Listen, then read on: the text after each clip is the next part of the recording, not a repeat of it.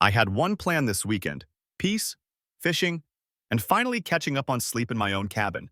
I wasn't supposed to come back until Monday, but something told me to come home early, and what I walked into I never could have imagined.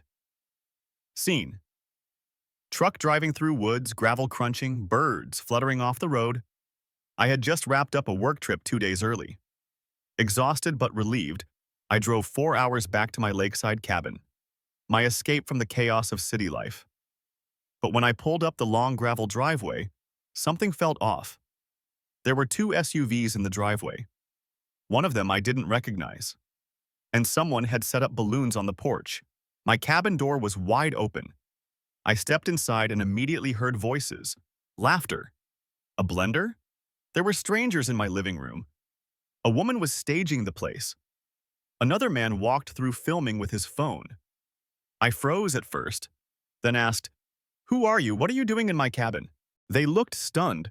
The woman stammered, "We're doing a walkthrough. The owner gave us access." I told them flat out, "I am the owner." And that's when I heard her voice from the kitchen.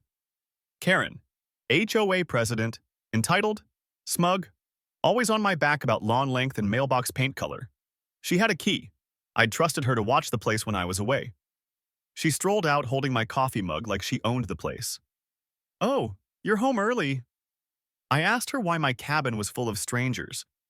She smiled like nothing was wrong and said, "Well, your property's been vacant so often, and technically it's in the HOA territory. I thought I'd make use of it, put it up on a short-term rental site." I was stunned, furious. When I told her I was calling the sheriff, she beat me to it. Karen picked up her phone and loudly told 911 there was a dangerous man trespassing in her property and threatening guests. Minutes later, two deputies pulled up. But when I showed them my ID, deed, and even emails showing Karen had agreed to watch the place, not own it, they turned to her. The officer asked, "Ma'am, why did you tell us he was the trespasser when this is clearly his name on the deed?" Karen turned pale. Karen was fined for misuse of private property. The couple that came for the walkthrough apologized and left. One of them showed me the online listing, and I was shocked. She had posted pictures of my bedroom. My private photos were online. She even used my name in the ad as if she were me.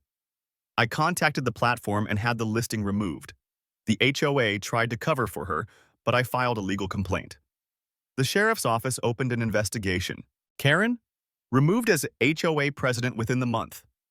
A few weeks later, I put up a brand new gate.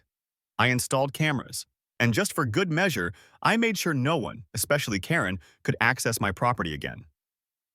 The cabin is still my little slice of peace. And Karen? Well, let's just say she won't be listing anything ever again. If you've ever dealt with HOA madness, you're not alone. But always remember, your peace, your home, your name aren't for sale.